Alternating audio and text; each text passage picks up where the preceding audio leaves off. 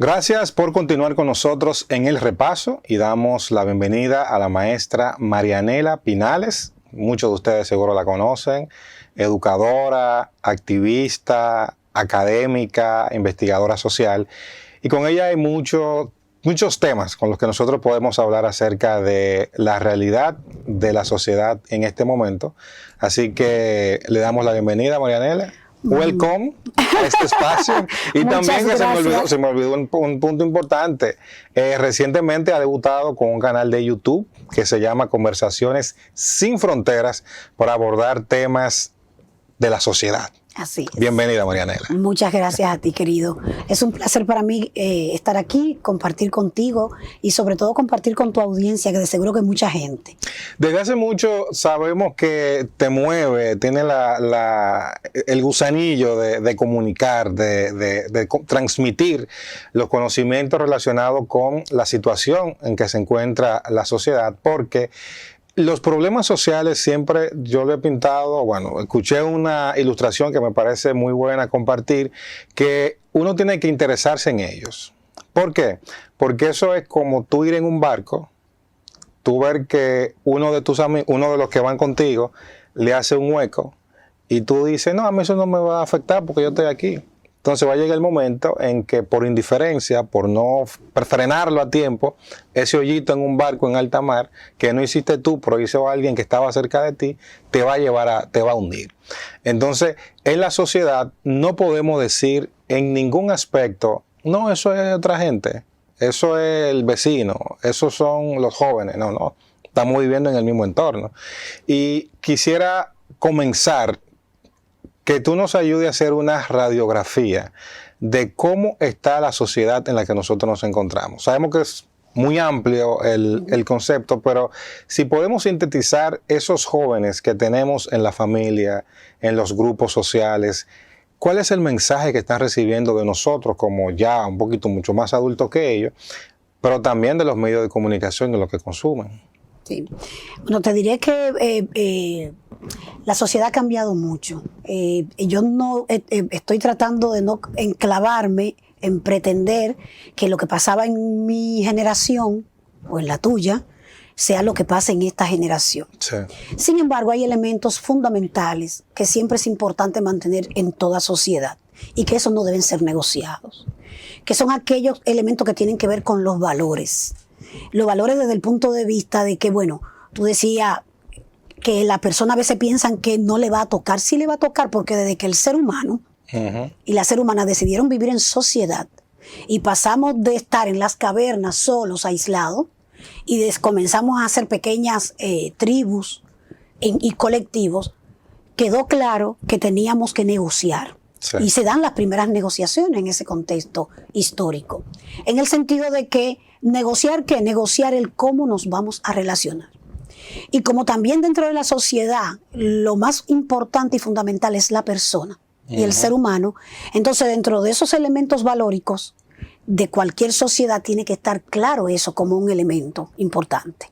Independientemente de que ayer las relaciones las hacíamos de una manera distinta, nos metíamos en los grupos sociales, salíamos y protestábamos por tal o cual cosa, y que quizá ahora esta generación no necesariamente se manifiesta igual que nosotros, pero sí hay elementos que deben ser un común denominador en cualquier sociedad. Entonces, sí, a mí me parece que en este momento que estamos viviendo, nuestros jóvenes están algo falente de una mirada de futuro, de hacia dónde encaminarse en ese futuro. Fíjate que hay mucho aquí y ahora. Hay mucho inmediatismo. El querer las cosas ahora, sobre todo las que tienen que ver con lo material. Sí. Cuando tú y yo sabemos, y las personas que nos están viendo, que todo tiene un proceso. Y las personas tienen un ciclo. Sí. Nacen, se van formando, desarrollando, y en la medida que lo van haciendo, tienen que ir quemando una serie de etapas. Entonces, un muchacho de 12 años, por ejemplo, no se puede pretender que ya sea millonario de la noche a la mañana. Pero quiere ser millonario. Pero quiere ser millonario. Y tampoco ha interiorizado el concepto del ahorro o del trabajo. Que son cuestiones que hay que enseñárselas. Porque también aquí, lo que estamos viviendo en este momento es el resultado de lo que hicimos o no hicimos hace 10 años o hace 5 años atrás o hace 20 años. Entonces, no es fortuito. No es fortuito. Y lo que viviremos dentro de 5 o 10 años a futuro es lo que decidamos hacer en este momento. O sea, que hay esperanza. Hay se puede cambiar, se puede trabajar. Siempre la hay. Siempre la hay y hay cómo trabajarla. Ahora, si yo te describiera esta sociedad en este momento, yo te diría que hay una carencia de una mirada de futuro. Y entonces tú encuentras que los jóvenes, antes nosotros teníamos un común denominador, era que teníamos un objetivo. Sí. Muchos militábamos en izquierda, otros militábamos en grupos sociales, otros militábamos en la misma iglesia. En los grupos de base, eclesiales de base, y sentíamos que teníamos una razón, digamos que lo que hemos llamado por mucho tiempo ideología. Tú ahora te sientas con un chico o una chica a conversar y no tienen ese horizonte. Y tú dices, bueno, tienen que tenerlo, dirán algunos, bueno, pero sí tienen que tener un sentido de la vida, de hacia dónde van y cómo construirla, conscientes de que no viven solo en este escenario, exacto, sino que viven en un colectivo social. Si se hunden, no se van a hundir solos. Claro que no. Y que hay elementos que hay entonces por consecuencia que respetar, que valorar y que trabajar. Entonces, uno que ya ha pasado por esa etapa, unos hace 10 años, otros ya hace un poquito más de tiempo, ¿cómo uno ir modificando el comportamiento y sobre todo la manera de relacionarnos con ellos? Porque perfectamente tú decías, yo no puedo pretender bajo ningún concepto que el muchacho que hoy tiene 18 años se comporte como cuando tú y yo teníamos 18 años. Y no ha pasado tanto tiempo tampoco. No, eso fue ahorita. Eso fue ayer. Pero no puede. Pero es imposible. No es o sea, posible. yo recuerdo que era muy común ver en el transporte público algo tan elemental como una persona leyendo. Hace tiempo que yo no veo una gente leyendo en el espacio público. Sobre todo en un contexto que va acelerado, porque Muy rápido, vamos cambiando. muy rápido. En apenas un año, 5 años, la pandemia fue hace ¿cuánto? 4 o 5 años. 4 años. 4 años. Entonces, tú en un año tienes una revolución de Sí. cosas y te lo van cambiando constantemente. Entonces, tú también tienes que entender, la sociedad tiene que entender que estamos viviendo también un contexto diferente. Totalmente diferente. Pero vuelvo y repito, lo que no debemos negociar son esas partes elementales Sí, los valores. del buen ser y del bien hacer, que son aquellos que nos dan los elementos humanistas. Independientemente de del lugar donde esté ideológicamente. Exactamente. Entonces, aquí juega un papel importante la escuela. La escuela juega un papel importante para la construcción.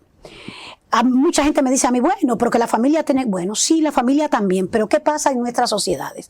¿Desde cuándo República Dominicana está presentando altos niveles de embarazo en adolescentes y uniones tempranas? ¿Cuántas chicas de las que tenemos hoy, que ya son adultas, que tienen hijos e hijas, a qué edad lo tuvieron? ¿A qué edad lo tuvieron las madres nuestras y las abuelas? Que eran casadas, a veces, generalmente no querían ellas, sino que la casaban también. La casaban. Y tuvieron hijos. Entonces, Y esa era la norma. y esa era la norma. ¿Cómo tú puedes pedir que una sociedad que tiene hace muchos años unos indicadores de embarazo en adolescentes y uniones tempranas tan altos, que hoy pueda tú decir que bueno, que no tienen una responsabilidad para la educación? Una niña de 10 años, 12 años, 11 años, 15 años, 16 años, ¿puede tener elementos para educar a otra criatura? No, porque el ser humano, No hay la forma. persona, cumple un ciclo en el que va desarrollando su lóbulo frontal, que desarrolla la parte de la intelectualidad, se desarrolla físicamente y va desarrollando también una serie de elementos que le permiten poder tener ciertos niveles de discernimiento y de comprensión sobre el mundo que le rodea.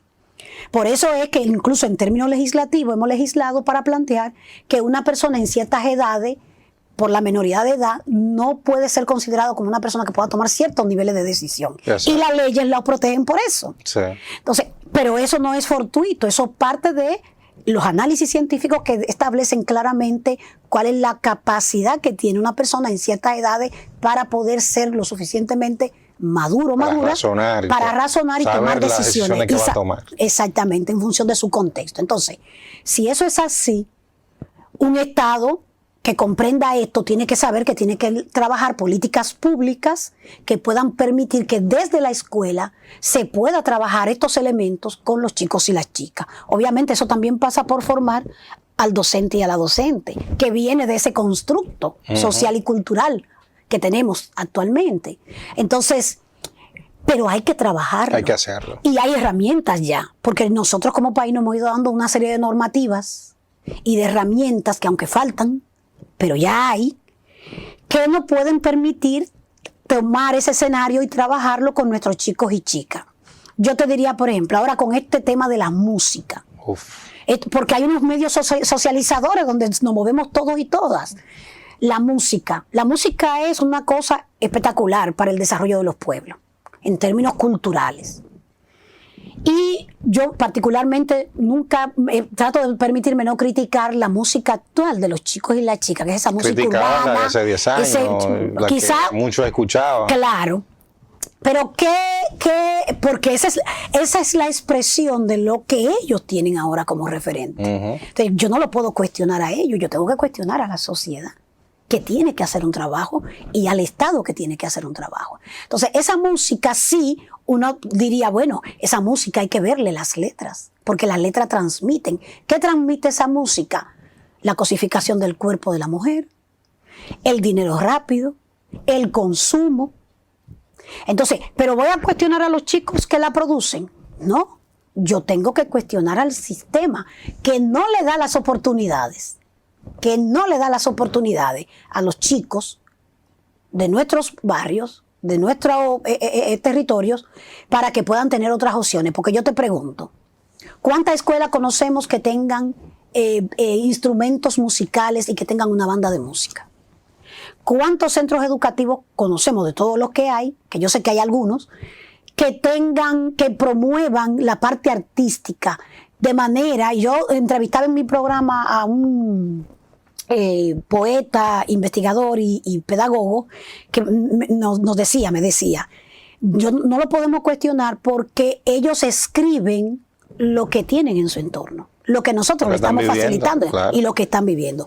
Si hubiese un proceso formativo que le enseñe la música, que le enseñe de las letras, le enseñe a cómo componer, probablemente y muy seguramente lo que estos chicos produjeran con esta música, que es bien contagiosa en términos de letras, sería otro producto. Y también yo creo que los que se dedican a ese mundo están viendo que cuando alguno de ellos produce algo con una letra limpia, es motivo de bullying entre ellos mismos. Claro. Y su carrera se frena. O sea, hay exponente urbano. Yo recuerdo en una ocasión que el Listín Diario hizo una campaña para motivar el cambio de las letras del ritmo urbano. Y había uno que era el que siempre decía que su letra no había que limpiarla porque ya eran limpias. Y mira, cayó. Sí, porque volvemos al punto de lo que hay en el escenario socializándose, sí, desde la música. Porque es que hay unos patrones. Hay unos patrones. Y unos parámetros que se le están... Y el dinero fácil. Que es del dinero fácil. La cosificación de los cuerpos. Yo he escuchado a personas que dicen que ellos dan lo que el público le demanda. No, el público demanda lo que el público ha aprendido. Y lo que le da. Y lo que le da a la sociedad. Si nosotros estuviéramos haciendo un trabajo fino por ejemplo, esa música urbana, es una música para analizarla en el contexto escolar, no para cuestionarlos a ellos, sino para sentarse con ellos, sí, en el aula, sí, en el espacio áulico, analizar cuáles son las potencialidades de esa música que ellos producen y aprovechar sus talentos, porque tienen talento. Muchísimo talento. Porque antes, capacidad creativa. ¿Qué había que hacer antes para producir música? Buscarse a un productor con muchísimos equipamientos, costosísimos, y tú tienes ahora un chico que coge un celular y te hace una pista durísima. Y un ritmo contagioso, que de una vez salen todos los niños que comienzan a bailar, hasta cualquiera sale a bailarlo. Y eso es un potencial. ¿Qué es lo que hace falta? Aprovecharlo desde, por ejemplo, un Ministerio de Cultura, que se pudiera concentrar en dedicar más recursos en los centros educativos que en otras cosas que lo está invirtiendo. Un Ministerio de Educación en alianza con ese Ministerio de Cultura, para que realmente la inversión que se haga desde la cultura vaya directamente a los centros educativos. ¿El concepto de cultura se ha quedado aquí siendo un concepto de élite? Yo creo que sí. Yo creo que sí, que yo recuerdo en un gobierno, que no quiero mencionar el nombre para que no se me acusen de otras cosas, que se llevó a Capotillo, fue en el primero, cuando estábamos nuevecitos con ese gobierno, llevó la Sinfónica a Capotillo, a la 42 de Capotillo. Ah, pero yo me acuerdo, la Sinfónica en mangas de camisa. En Capotillo, yo fui. Eso y en la era 17 lo presentaron. espectacular. Y había gente que decía, pero la No entienden nada, pero así de gente. Pero ¿cómo no van a entender? Porque también nos asumen a los que venimos de sectores empobrecidos como estúpidos o idiotas. Una ignorancia. Y con ignorancia, no. Nosotros tenemos chicos y chicas, muchos chicos y chicas que saben de música, porque hay escuelas que sí hacen un esfuerzo, no necesariamente con lo que reciben del sistema educativo, pero hacen esfuerzo porque hay gente que tiene una visión ahí. Otra visión. Y empuja y busca alianzas de otro tipo, privada. Pero eso era maravilloso. Y yo recuerdo que yo vi el barrio, la 42 de Capotillo, desbordada, escuchando la Sinfónica, a la que tienen derecho también. A la que tienen derecho. Porque la Sinfónica no es de la élite. Es nacional. ¿Quién dijo eso? Es nacional. La Sinfónica es nuestra. Entonces, si tú agarras a estos chicos, y vuelvo y digo, la escuela aquí juega un papel fundamental, y tú haces una alianza Ministerio de Educación, Ministerio de Cultura y otras entidades que puedan aparecer, y trabaja con esa capacidad de creatividad que tienen los chicos, óyeme, sería una cosa espectacular, porque ellos también necesitan orientación e información en términos de la lírica y de la literatura y de la letra. Pero además, recuérdate que aquí también hay otro elemento, y es la construcción social y cultural de género y el machismo. Y es que lo que se aprende, lo que se enseña en nuestra sociedad, es una relación hombre-mujer desigual en la que se enseña a los varones a que vean a la mujer como una cosa, como un objeto. Y así se promueve también por los medios de comunicación. Tú no ves que en los videos sale la chica medio vestida o medio desnuda, con unos movimientos eróticos, sensuales. Sí, claro. Que al mismo tiempo tú ves a la chica más adulta, pero tú ves también a la pequeña imitando el mismo escenario. O al niño imitando al dembocero. Entonces, mientras el dembocero canta, las chicas lo rodean, te muestran el dinero, la papeleta, y que ese es el mundo que se promueve desde ahí. Vamos a hacer una ligera pausa, muy breve, porque yo creo que después de tener más de 10 años invirtiendo el 4% a educación, quiero pensar que por lo menos en la escuela hay capacidad suficiente, y te lo digo porque tú conoces muy bien el sistema educativo, para poder reorientar, aunque sea mínimamente, estos talentos, y también identificar cuando hay una persona que está siendo víctima de abuso, de bullying, de prostitución, de tráfico de armas. ¿Cuáles elementos tiene la escuela para enfrentar eso? Una pausa y volvemos con esta interesantísima conversación con la maestra Marianela Pinales.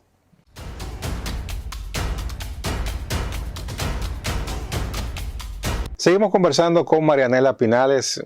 Estamos haciendo una radiografía de la sociedad y de la juventud en este tiempo y nos quedamos hablando del tema educativo. El sector de educación es el que más recursos ha recibido en la última década. Del 2013 hasta acá, hasta 2024, ha sido un desborde, y qué bueno que la sociedad presionó a la clase política y a los gobiernos para que dieran lo que la ley decía al presupuesto de educación. El tema es que vemos que hay una clase, unos jóvenes que, como decíamos en la introducción, los mismos jóvenes que están en la sociedad son los que van a estar en la escuela, y son los que van a estar en la familia, y son los que van a estar en la iglesia. Entonces, ¿cuáles herramientas está teniendo el sistema educativo dominicano para tratar con esta realidad? ¿La entiende? Y te faltó decir que son los que van a gobernar el país. También. Eso es lo que más susto me da a veces. Pero sí. Además, mira, ciertamente como tú dices, educación ha recibido muchos recursos y sigue recibiendo, pues logramos después de toda una batalla y una movilización de la sociedad dominicana, sí, ese famado 4%. En algunos momentos ha habido dentro de esa inversión un empuje en términos sobre todo de infraestructura y unos esfuerzos también, que no puedo decir que no, en materia de los contenidos. Sin embargo, ahí falta mucho todavía lo que la gente llama voluntad política, que es el deseo que pueda tener el actor que administra la cosa pública para poder desde esa política educativa trabajar políticas o subpolíticas educativas que permitan que todo ese dinero sea volcado a la parte que más importa, que la parte sustantiva. Una inversión en trabajar esos contenidos desde una mirada integral, porque también el tema es que no hay una mirada integral en los contenidos, en lo que se trabaje en esos centros educativos con los chicos y las chicas sobre lo que te decía al principio de esos valores y desde la perspectiva del ser humano. Que tú puedas en un aula, mediante una reflexión colectiva, porque se aprende en colectivo, no en la individualidad, reflexionar con los chicos y las chicas sobre qué es lo importante en términos de valor para el ser humano, el tener o el ser, porque hemos abandonado mucho el trabajo de la educación desde el ser. Entonces esos son de los elementos sustantivos que tenemos que tener en el aula. Y tú dices, bueno, pudieran estar uno que otros centros educativos trabajándolo, pero ¿qué tantos centros educativos lo están trabajando? Muy pocos. Muy pocos. No y, la formación al docente para enfrentar eso. Bueno, y la formación al docente mucho más grave todavía, porque seguimos educando al docente en el mismo esquema de hace muchos años atrás. Siendo que hay una sociedad que ha evolucionado, que ha cambiado, yo pienso que los docentes, se ha modernizado también. A veces yo pienso que los docentes actuales se formaron para educarnos a nosotros. Y lo hicieron bien. No, pero ya la sociedad cambió. Siguen en ese patrón. Por ejemplo, tú en este contexto, tú tienes que educar a los chicos y las chicas en esa integralidad con una mirada que promueva la igualdad, por ejemplo, la igualdad de derechos, que promueva la igualdad de oportunidades, que promueva la equidad, porque tú tienes una población donde tú tienes también jóvenes que están en condiciones de discapacidad. Sí. Por ejemplo. Sí. Entonces tú tienes que educar a esos jóvenes y esas jóvenes para que entiendan y más se manejen, que cuando tienen un joven, un chico, una chica, un compañero, una compañera en una condición de discapacidad, ¿cuál es el rol que debe jugar? Es de colaboración. El tema colaborativo en nuestros centros educativos no se trabaja, se trabaja muy poco. De que los niños sepan que tienen que ser colaborativos. Hay unos videos que andan en las redes sociales sobre China. Cómo China educa desde niña, desde la temprana edad, desde bebé, que hay que respetar a los abuelos, que hay que cuidar a los abuelos y a las abuelas. Tú ves a los niños que le enseñan en la escuela que cuando ven a una persona mayor de edad que va a cruzar la calle, ellos deben inmediatamente ir a socorrerle y ayudarle a cruzar, o a una persona en condición de discapacidad. Desde muy temprana edad les enseñan las leyes de tránsito. ¿Saben lo que es un semáforo? Aquí no volamos el rojo. Entonces... Sí, pero ese no ve a su papá comiéndose el semáforo, probablemente. Claro que no, porque hay un trabajo. Y fíjate que dirán, la familia, no, en la escuela. El gobierno de ese país tiene muy claro que es en la escuela donde se debe formar sobre esos elementos que son básicos y elementales para la relación de los seres humanos. Ese respeto, esa valoración. Fíjate que en nuestras sociedades caribeñas, el respeto a lo más antiguo, pero si tú vas a una sociedad indígena, por ejemplo, las sociedades indígenas, ¿quiénes valoran? ¿Quiénes son los consejeros? ¿Quiénes se convierten en los consejeros y consejeras? Los ancianos. Los ancianos. Por el valor que tienen de los aportes que pueden hacer. Claro, la experiencia que han acumulado. Y entonces en esos países orientales tienen eso muy claro. Y hay una combinación de eso. Que se enseña en la casa, sí, pero se enseña desde la escuela. Porque tú tienes que construir, vuelvo y te repito, esa sociedad que tú quieres. ¿Cómo se enfrenta de manera adecuada y siendo respetuoso de la dignidad individual de cada ser humano el tema del bullying, que sabemos que está muy presente? ¿Hay las herramientas para eso? Y como sociedad a veces uno cómo puede poner su granito de arena, porque tú decías hace un momento, bueno, antes de comenzar toda la grabación, que uno puede influir medianamente o mínimamente íntimamente entre el entorno de uno. Entonces, Claro. haciendo ese pequeño aporte, ¿cómo uno puede darse cuenta de una persona que está siendo burlada por su entorno? ¿Cómo identificar esas burlas sutiles, pero que las hay e igual afectan, porque no todo el mundo tiene la misma fortaleza? Y por eso vemos lamentablemente casos de no todo el mundo tiene la misma fortaleza para enfrentar eso. Sí. El bullying, que en español es burla. La burla, el bufeo. Ajá. Eso es una cuestión, esas manifestaciones son propias de nuestra cultura. Fíjate que hay bullying por un tema de negrear al otro. Sí. Está negra, mira, está negra. Hay bullying por cómo estás físicamente, por cómo te viste. Hay bullying si a los chicos, sobre todo a los varones, si son tímidos, si no son se burla por eso. O sea, hay muchas manifestaciones con respecto al bullying en las aulas y en los escenarios de la escuela. La preferencia sexual. Por la orientación sexual, sí, por el peso, hasta por la muerte de un padre. O sea, porque tu papá, por el tipo de trabajo que tiene tu papá o que tiene tu madre o la persona tutora con la que vives. Porque rompiste una relación y no fue lo mejor externo. O por el origen, por donde tú vienes. Entonces, pero todo eso que los chicos y las chicas manifiestan no sale de ellos, sale del aprendizaje, de lo que ven, de lo que viven. Y por eso es que te ponía el ejemplo de la sociedad occidental. O sea, hay un trabajo. Eso del bullying es una cuestión que tú no la vas a ver en esas sociedades, porque a los niños se les enseña y a las niñas que eso no es un escenario posible y que la burla no es una cosa bonita y que no hace bien. Eso se enseña. Herramientas sí hay, pero hay que trabajarla con los docentes. O sea, hay cómo trabajarla. Lo que no estamos es enseñando a nuestros docentes y a nuestras docentes para que puedan trabajarla en el escenario escolar. Y tú ves que hay profesores, profesoras que hacen unos abordajes equivocados del tema cuando aparece, cuando se presenta. Entonces, y déjame decirte que es una cuestión bien fuerte, porque no hay una cuestión que lacere más a un chico o una chica en estas edades que la burla, que lo puede llevar hasta el suicidio, que lo hemos visto. Entonces, mira, el aula es ese escenario tan importante para poder identificar si un niño o una niña está siendo hasta violado o violada en el entorno donde está. Porque eso tú lo puedes ver. Claro, eso se aprende, desde la universidad. Si un niño o una niña está sufriendo acoso, si un niño o una niña, un joven, todo eso tú como docente lo puedes observar. Pero aquí, en nuestro país, y ahí volvemos al tema de la inversión, no se está haciendo un trabajo desde la academia o desde las academias para poder trabajar con el docente y la docente esos temas. ¿Con quién debe trabajarse principalmente? ¿Con el que recibe el bullying o el que lo da? Con ambos. Con ambos. Con ambos hay que trabajarlo.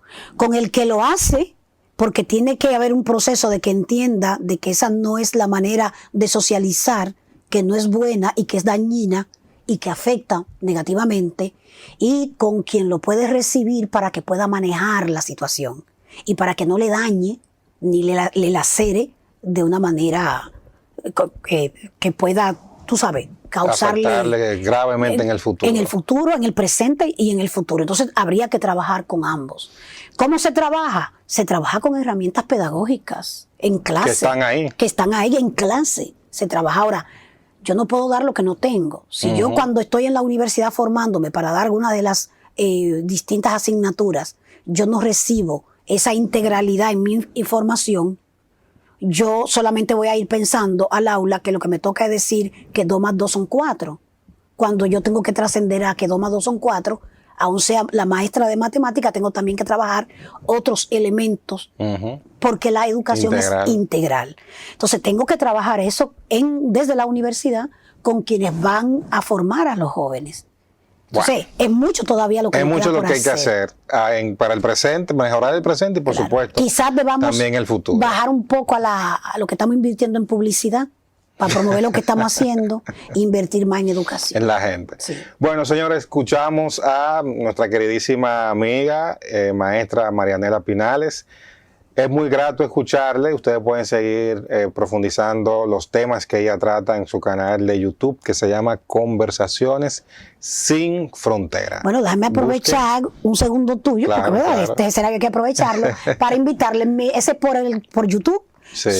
En las redes sociales lo estoy promoviendo. La intención con este programa surge de que todos estos temas que me apasionan y que me preocupan también, tener un espacio donde conversar de manera más directa con los jóvenes y con las mujeres. Está Y básicamente, es interactivo, básicamente dirigido a jóvenes y mujeres, sobre temas como estos, pero de una manera un poco más interactiva con ellos.